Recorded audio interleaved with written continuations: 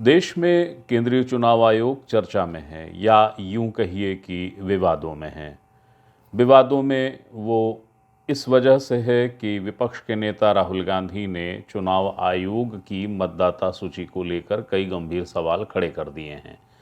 जो मतदाता सूची है, जाहिर है वो निर्वाचन आयोग के द्वारा ही जारी है, तो इस मसले को लेकर सियासत भी है, बहुत सरगर्म है। मसला या विषय या सवाल वो चुनाव आयोग पर है, चुनाव आयोग की वोटर लिस्ट पर है, चुनाव आयोग के कार्यप्रणाली को लेकर है। मगर ये देखना दिलचस्प है कि इस पर जवाब या आक्रामक तेवर के साथ हमला बीजेपी कर रही है। और सियासत में जब ये चीज़ें दिखें कि आरोप विपक्ष लगा रहा हो, किसी संस्था पे बचाव में सत्ता पक्ष आ जा रहा हो, तो सवाल उठेंगे। खैर, ये तो देश की बात थी। देश से इतर प्रदेश में मतदाता सूची को लेकर एक सवाल खड़ा हुआ है। ये सवाल खड़ा किया है कोरबा के पूर्व विधायक और भूपेश सरकार में मंत्री रहे जयसिंह अग्रवाल ने। जयसिंह अग्रवाल ने कोरबा की मतदाता सूची को लेकर वो कौन सा सवाल उठाया है, वो सवाल कितना गंभीर है और जिम्मेदार जवाबदेह कौन है और नियम क्या कहते हैं, यही बताने आपके सामने हाजिर हुआ हूँ। नमस्ते, मेरा नाम है याज्ञवल्क्य। कोरबा के पूर्व विधायक हैं जयसिंह अग्रवाल। वे भूपेश सरकार में मंत्री भी रहे हैं। उन्होंने मतदाता सूची को लेकर एक गड़बड़ी या गंभीर चूक, जो भी कहें, उसको उजागर किया है। अब इस चूक के लिए या इस गड़बड़ी के लिए जवाबदेह कौन है, हमने इसका भी अन्वेषण करने की कोशिश की, इसको लेकर भी जानकारी लेने की कोशिश की है, वो बात आगे। अभी तो ये जानिए कि जयसिंह अग्रवाल आखिरकार किस गड़बड़ी को बता रहे हैं। जयसिंह अग्रवाल जी का जो विधानसभा क्षेत्र है वो है कोरबा। कोरबा में एक इलाका है, उसको कहते हैं कोसाबाड़ी, वार्ड नंबर 36 है वो। तो उस वार्ड नंबर 36 में मतदान केंद्र है डींगापुर, और डींगापुर मतदान केंद्र का जो 4 है उसका अनुभाग है 5। तो अनुभाग 5 की जो मतदाता सूची है, जयसिंह अग्रवाल ने जो गड़बड़ी की ओर ध्यान आकर्षित किया है वो इसी मतदाता सूची का है। जयसिंह अग्रवाल ये बता रहे हैं कि इसमें जो कलेक्टर हैं, जो रहे हैं पहले कोरबा में, उन सब के नाम दर्ज हैं। 4 कलेक्टर के नाम खोज निकाले हैं जयसिंह अग्रवाल ने। न सिर्फ कलेक्टरों के, बल्कि पहले जो डिप्टी कलेक्टर रहे, पहले जो कोषालय अधिकारी रहे, अपर कलेक्टर रहे, अन्य कई अधिकारी जो हैं, उन सब के नाम इस लिस्ट में हैं। अब ये लिस्ट में इन शासकीय अधिकारियों के नाम क्यों हैं? तो नाम इसलिए हैं क्योंकि ये उस जगह का मतदान केंद्र है जहाँ पे शासकीय अधिकारियों का निवास है। जैसे कलेक्टर का जो निवास है कोरबा का, उसको कहते हैं C2। तो C2 वही एड्रेस बना हुआ है, बस नाम अलग अलग है। जैसे उसमें मोहम्मद कैसर हक साहब का नाम है, ये कोरबा कलेक्टर थे। उसमें रानू साहू जी का नाम है, वे भी कोरबा कलेक्टर थीं। किरण कौशल जी का नाम है, वे भी कोरबा कलेक्टर थीं। सौरभ कुमार जी का नाम है, वे भी कोरबा कलेक्टर थे। इसके अलावा कई और नाम हैं शासकीय अधिकारियों के, जिनमें डिप्टी कलेक्टर हैं रुचि शार्दुल, अपर कलेक्टर हैं प्रियंका महोबिया, कोषालय अधिकारी गौरव शंकर जागृति। इस तरीके के कई अधिकारियों के नाम हैं।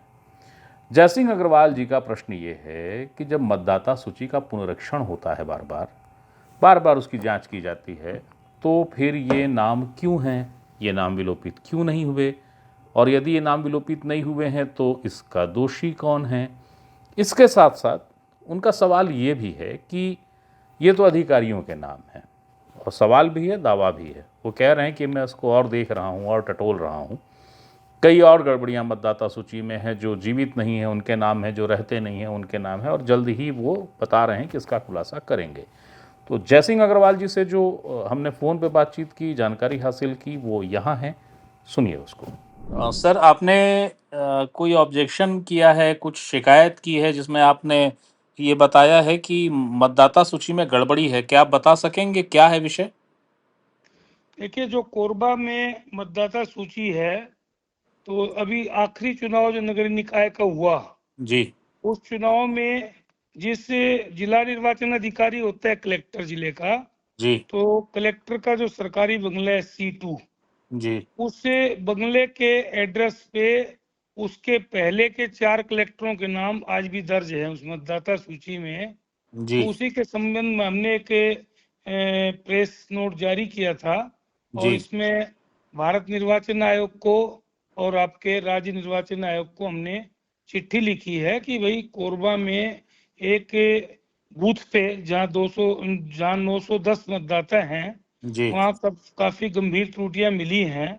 जी उसमें कई अधिकारी ऐसे भी हैं जो ट्रांसफर हो चुके, कलेक्टरों के छोड़ भी, उनके भी नाम हैं। ऐसे भी अधिकारी हैं जो रिटायर हो चुके, उनके भी नाम हैं। तो इस प्रकार की ये थोड़ा मामला गंभीर है, क्योंकि जिला निर्वाचन अधिकारी, इसमें निर्वाचन का सर्वे सर्वा होता है जिले का, और जी अगर उसके एड्रेस पे ही अगर ये इतनी बड़ी गड़बड़ी और त्रुटि है, तो जी फिर बाकी पूरी मतदाता सूची पे कैसे विश्वास किया जा सकता है? उसमें कहीं न कहीं और भी गंभीर त्रुटियां होंगी। तो वही हमने कहा है कि इसका तत्काल जांच करके और इसको सुधार किया जाए, और सही जो मतदाता हैं वास्तव में, उनकी सूची तैयार करना चाहिए। जयसिंह अग्रवाल जी का ये आरोप चर्चाओं में क्यों है या महत्वपूर्ण क्यों है, वो इसलिए है क्योंकि जो निर्वाचन की प्रक्रिया होती है उसमें जिला निर्वाचन अधिकारी ये पदनाम होता है कलेक्टर का, यानी जो कलेक्टर होते हैं वही जिला निर्वाचन अधिकारी होते हैं। अब इसमें 4 जिला निर्वाचन अधिकारी कह लीजिए या 4 कलेक्टर कह लीजिए, उनके नाम दर्ज है मतदाता सूची में। तो पुनरीक्षण का क्या हुआ? फिर पुनरीक्षण कैसे होता था जब नाम कलेक्टर के ही नहीं हट पाए? तो फिर आखिर उस मतदाता सूची के पुनरीक्षण का क्या हो रहा है? अब इस मसले को लेकर जो सामान्य जानकारी है वो ये कहती है कि एक फॉर्म 6 होता है। मतदाता जब किसी नई जगह पे पहुंचेगा या उसका नाम नहीं है तो वो जो फॉर्म भरता है उसको कहते हैं फॉर्म 6। इस फॉर्म 6 में एक क्रमांक है 4। वो क्रमांक 4 ये बताता है कि आवेदक का नाम, यानी घोषणा पत्र है ना, घोषणा पत्र का क्रमांक 4 जो कॉलम है वो ये कहता है कि आवेदक जो है, यानी जिसको अब वोटर लिस्ट में नाम जुड़वाना है, उसका नाम पहले कहीं किसी वोटर लिस्ट में नहीं है, या कि यदि है मतदाता सूची में कभी रहा है तो वो कहाँ रहा है और उसे काट दिया जाए। ये वो घोषणा पत्र में ब्यौरा देता है।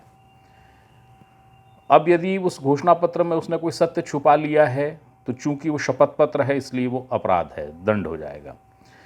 तो जिन सज्जनों के या जिन अधिकारियों के देवियों के नाम हैं बतौर कलेक्टर जिला निर्वाचन अधिकारी के रूप में जो कार्यरत थे, उनके नाम जो दर्ज है मतदाता सूची में, पुनरीक्षण में उनके नाम नहीं हटे, तो अब वो कहीं नई जगह गए जहां उनका ट्रांसफ़र हुआ तो उन्होंने नई जगह पे नाम जुड़वा लिया। वहाँ पे जब नाम जुड़ा या नहीं जुड़ा, तो नाम जुड़ा तो फिर उन्होंने ये फॉर्म 6 भरा होगा। फॉर्म 6 भरा होगा तो उसका कॉलम 4 जो है शपथ पत्र का, उसको भी भरा होगा। तो उसमें जो जानकारी उन्होंने दी है उनका विषय है। मूल मसला ये है कि पुनरीक्षण जो होता है मतदाता सूची का, आखिर उसका हिसाब किताब कौन और उसका जिम्मेदार जवाबदेह कौन? ये गलती है, अगर ये गड़बड़ी है तो ऐसी गड़बड़ी और होगी, और जयसिंह अग्रवाल यही आरोप भी लगा रहे हैं। तो इसको बेहतर समझने के लिए कि आखिरकार इसमें निर्वाचन आयोग के नियम क्या हैं, मतदाता पुनरीक्षण क्या है और कैसे होता है, और ये चूक क्या गंभीर है या गंभीर नहीं है, इसको बेहतर समझने के लिए हमने बात की पूर्व निर्वाचन आयुक्त रहे आलोक शुक्ला जी से, जो नॉर्थ ईस्ट में बहुत दुरूह परिस्थितियों में चुनाव करा चुके हैं, उन्हें व्यापक अनुभव है। तो उनसे हमने जानकारी ली कि बताइए कि ये जो मसला है, अगर इस तरीके के विषय उद्भूत हो रहे हैं तो इसमें जवाबदेही किसकी है और ये चूक कैसे हो गई होगी। उन्होंने जो जानकारी दी वो यहाँ है, देखिए। सर, निर्वाचन में बहुत लंबा आपका अनुभव है, नॉर्थ ईस्ट जी। में भी आपने काम किया, कई जगहों पे काम किया है। मुझे ये बताइए कि ये जो बार बार एक चीज़ आती है मतदाता पुनरीक्षण होगा या सर्वे होगा, तो ये क्या सर्वे इतनी लापरवाही उसमें रहती है कि इतनी गंभीर गलतियां हो जाएं? असल में होता ये है कि आपको पता है निर्वाचन आयोग के पास कोई अपने कर्मचारी तो है नहीं। राज्य सरकारों के कर्मचारी जो हैं उन्हीं के माध्यम से किया जाता है, और जो बूथ लेवल ऑफिसर हैं, हमको नाम से बड़ा लगता है कि बूथ लेवल ऑफिसर बड़े अफसर हैं, लेकिन वो मोस्टली स्कूल टीचर होते हैं, प्राइमरी स्कूल के टीचर होते हैं। जी अब उनको प्रशिक्षण दिया जाता है, प्रशिक्षण दे करके उनसे काम कराया जाता है, साथ साथ वो अपने हजारों दूसरे काम भी कर रहे हैं। तो कई बार उनके प्रशिक्षण में कमी रह जाती है, उतने अच्छे ढंग से हो नहीं पाता, इस कारण से गलतियां रह जाने की संभावना रहती है।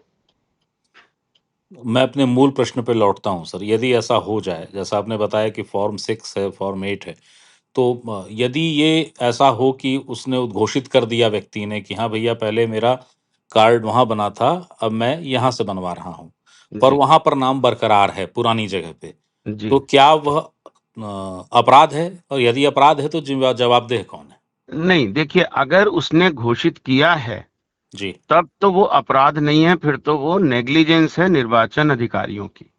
और यदि उसने घोषणा झूठी दी है तो झूठी घोषणा देना तो अपराध है। तो ये फर्क ये है कि उसने अपनी तरफ से घोषित किया कि नहीं किया। और अगर एक दूसरी महत्वपूर्ण चीज है कि अगर कोई व्यक्ति 2 स्थानों से वोट डालता है एक ही निर्वाचन में, जी तो वो भी अपराध है। सेक्शन 172 बीएनएसएस जो हमारी नई बनी है उसके अंतर्गत है, पहले आईपीसी में भी था, जी अब बीएनएसएस में सेक्शन 172 में अपराध है कि आपने एक ही निर्वाचन में 2 स्थान पर वोट डाला है। पर वो एक्चुअल वोट डालने पर होता है, वोट 2 जगह होने पर नहीं होता। तो ये एक विषय जो देश में सवाल उठा हुआ है, चुनाव आयोग पर, चुनाव आयोग की प्रक्रिया पर सवाल हैं, उसे आप आरोप भी कह सकते हैं। ये कांग्रेस तो आरोप की तरह लगा रही है। अब जब वो विषय आया तो छत्तीसगढ़ के कोरबा से भी एक विषय आ गया है कि बाकी मतदाता सूची की तो जैसा जयसिंह कह रहे हैं कि हम जांच कर ही रहे हैं, देख ही रहे हैं, ये तो प्रारंभिक तौर पे गड़बड़ी दिख रही। जो अधिकारी ट्रांसफ़र हो गए, चले गए, उनका नाम भी दर्ज है, उनको हटाया नहीं गया है। उसमें भी दिलचस्प ये है कि मतदाता सूची में उनके नाम हैं जो जिला निर्वाचन अधिकारी का दायित्व निभाते रहे हैं, चाहे वो जिस भी जगह कलेक्टर रहे, उन्हीं के नाम हैं। तो इस पूरे मसले को लेके सवाल है। अब सवाल है तो सियासत भी है, मगर फिलहाल मूलतः वो सवाल है, मूलतः वो प्रश्न है।